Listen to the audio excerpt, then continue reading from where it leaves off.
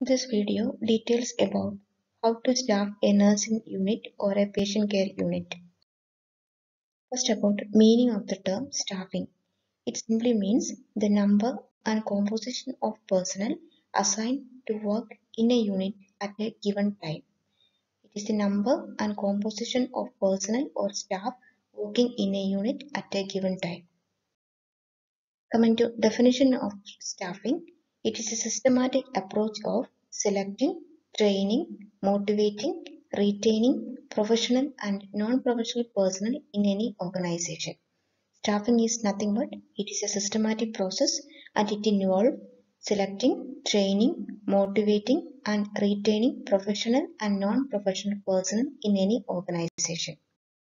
Next, about factors influencing nursing staffing in a unit. Number one, pattern of nursing care delivery system. Example, functional nursing, team nursing, primary nursing, etc. needs different type and category of nursing personnel. Next, if the nursing unit follow nursing standards strictly, then the number of staff may be more. Then, depending on the type of nursing activities that are performed, the staffing will vary. Again, the number of staff and the category of staff will vary depending on the size of the nursing unit and the type of the nursing unit. For example, the number of staff required for a 15-bed ward is different from that is of a 30-bed ward. Similarly, the type of staff required for a pediatric unit is different from OBC unit. Coming to philosophy behind appropriate and adequate nursing staffing. Nurse administrators believe that it is possible to match employees' knowledge and skill to patient care needs in a manner that optimizes job satisfaction and care quality. It simply means there is a relationship between knowledge and skill of the staff to quality of care delivered.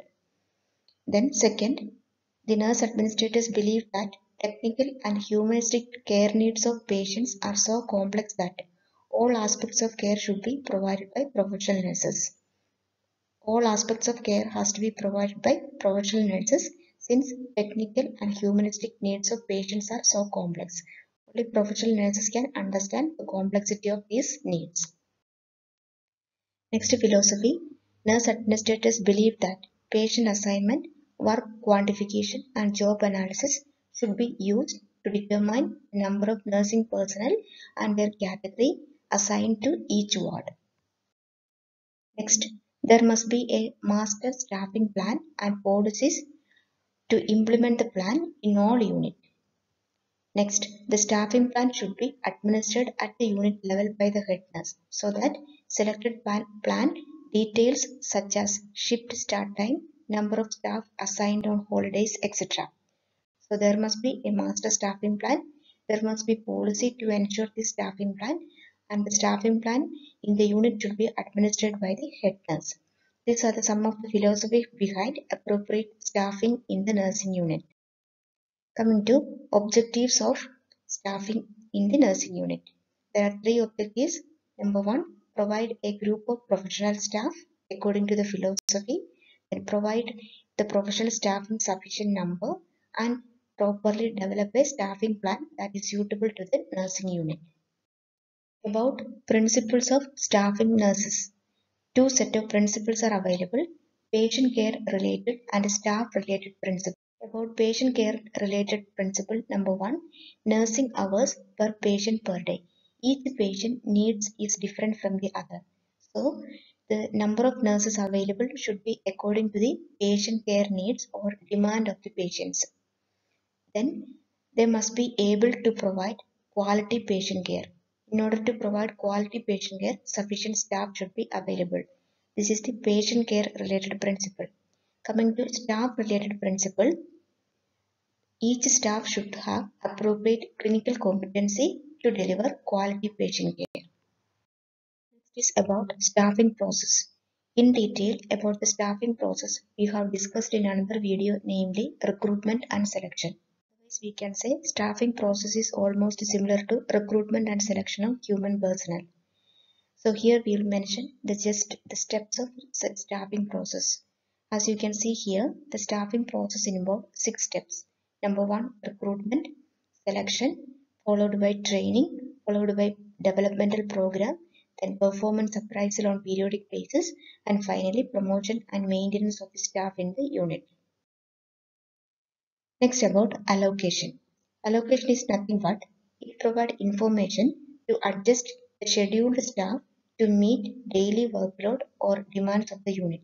So allocate the staff or schedule the staff that are already available in the unit according to the daily workload or demands of the unit. That is called allocation. About objectives of allocation or why allocation is needed. First one, to provide quality patient care. Second, to avoid overstaffing or understaffing of the unit. And finally, to facilitate desirable distribution of day off for nursing personnel. Next about criteria for effective allocation procedure. Coverage. The number of nurses should not be less than the minimum number of nurses required to provide quality care. That is the first criteria about coverage. Second is quality. That means there must be trained personnel or professional nurses available to provide 24 hours of quality care. No shift should be there without trained or professional nurses. Third factor is stability. Allocation procedure must be consistent with the leave and rotation policy. Each nurse must know her off, privileged leave, etc. So everyone should be on duty. At the same time, they should avail their off and privileged leave. That is what is meant by stability. Next is flexibility. The allocation policy must provide flexibility. That means if a staff requests day off or leave that comes as emergency, that should be taken care of. Criteria is fairness. There should be fairness in allocation and scheduling shift duty. Everyone should get equally all the shift which is available in the unit. Coming to factors affecting allocation process. This is almost similar to factors affecting staffing. That is the number of staff, then the needs of the patient, the type of nursing task or activities performed in the unit, then the patient classification system followed in the unit. Already we have seen in detail about another video that describe about patient classification system. Then the fifth factor is workload analysis or workload index of the unit. Then the type of scheduling or the type of shift available in the ward and the type of daily adjustment that is needed. Coming to allocation procedure. For the allocation procedure, a unit requires workload sheet. That is, workload sheet is used to calculate the mean number of nursing hours required in that unit.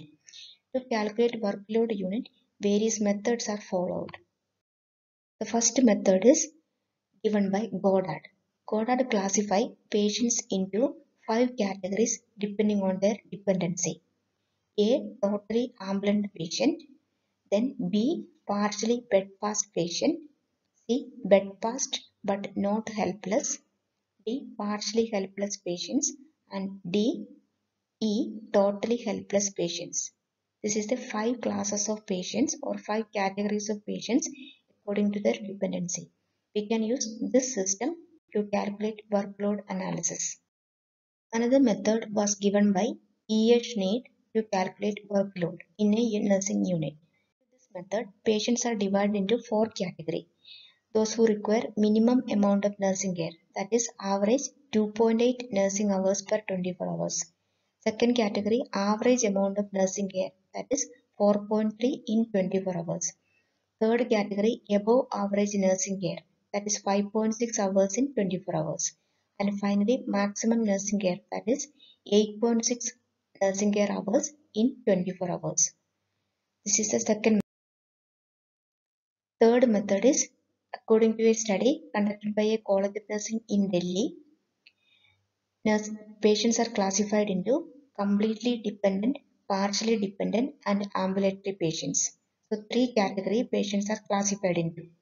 Then, for each category, they have given shift-wise dependency hours or nursing hours. In completely dependent category, morning shift 3.27, evening shift 2.5, night shift 1.47 nursing hours are required. In a 24-hour period, this category patient require 7.22 hours. Then patients in partially dependent category requires 1.62 in the morning, 0.91 in evening, 0.55 in the night shift.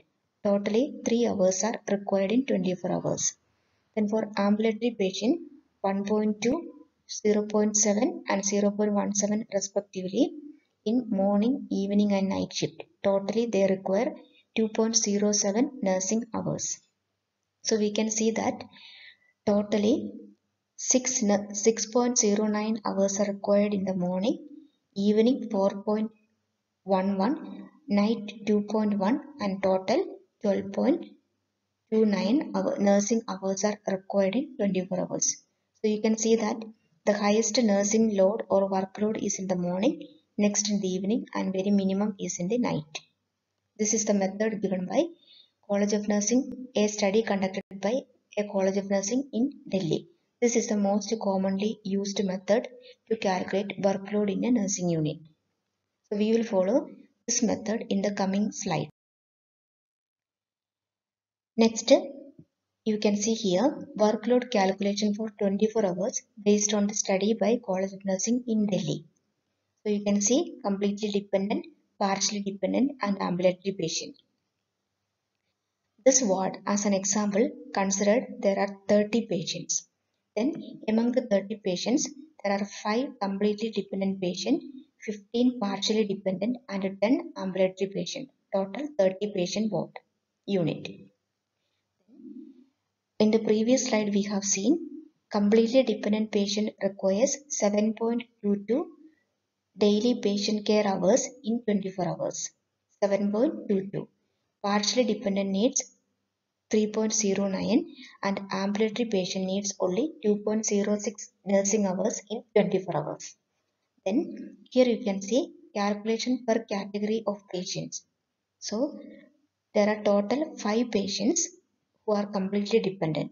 So this patient category requires 7.22 into 5, that is 36.1 patient care hours in 24 hours. Partially dependent patient needs 0.309 into 15, that is 46.35. Ambulatory patients 2.06 into 10, that is 20.60 hours. So total workload for 30 patients in the unit is 103 hours. That is a workload calculation for 24 hours. 103 nursing hours are totally required. Next factor, we have to consider how many hours a nurse is expected to work. For example, we will say there is a 3-shift system, so a nurse is expected to work 8 hours in a day. If so, how many nurses are required to work for 24 hours? That is 103, that is the total nursing hours required for total 30 patients divided by 8 hours, that is the number of hours a nurse expected to work. So this will give 13 nurses. This is the minimum number of nurses required to work in a day. Then another factor we have to consider is the number of leave for a nurse. There are about 116 days leave in an year. It includes day off, casual leave, earned leave, other gazetted leave. There must be provision for covering these leave for these 13 nurses. That means additional nurses are required to work in the unit so that all will get this required leave. So how to find out extra nurses required? That is the total number of leave divided by number of days in an year into total number of nursing hours in a day divided by number of hours a nurse need to work in a day. That will give a value 4.09, round off to 4. So these 4 nurses are required extra in addition to 13 nurses. So total nurses required to work in this unit of 30 bed is 17 nurses. That is 13 plus 4. Then when we know the total number of nurses or the total number of allocation, we must know to calculate the number of nurses required in each unit.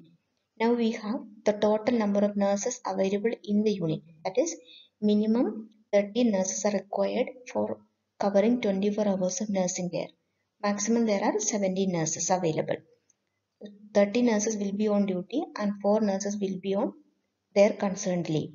So how we will divide these 30 nurses into 3 different shifts. Again, we will come back to the category of patient. 5 patients completely dependent, 15 partially dependent, 10 ambulatory patients. Then, according to that, already we have seen 16.35 hours are required in the morning shift for completely dependent category, 24.3 in the morning for partially dependent, and 12 for ambulatory patients. So total 52.65 nursing hours are required in the morning shift. Then in the evening shift, 12.5, 13.65 and 7 according to the patient category, total 33.15 hours are required. In the night shift again, 7.25, 8.4 and 1.7 according to patient category, total 17.35 hours are required. So according to the shift, we have calculated how many nursing hours are required. So totally the nursing hours required is again 103.15. Roughly we can say 103. Now staff requirement in each shift according to the workload. Morning total there are 52.65 nursing hours according to the calculation in the previous slide. Then total nursing hours required in the 24-hour was 103.15. That has to be multiplied by total number of nurses. We will get 7. So 7 nurses are required to work in the morning shift. So nursing hours in the morning shift divided by total nursing hours in the 24 hours into total number of nurses or minimum number of nurses required in the unit, that is 7. Similarly, in the evening shift, total nursing hours in the evening shift divided by total nursing hours in the 24-hour period into total number of nurses, that is 13, will give 4. So 4 nurses are required in the evening. So 7 plus 4, that is 11 nurses will cover morning and evening shift. So how many will work in the night shift? That is 13 minus 11, that is 2. Only 2 nurses are required in the night shift. So a head nurse will allocate 7 nurses in the morning, 4 in the evening and 2 in the night for providing quality nursing care in this unit of 30 bed. In this image you can see an example of a duty roster for staff nurse for 1 month. This unit follows a 3-shift system, that is morning, evening and night shift, and 1 month consists of 4 weeks. So here we have the staff nurses number.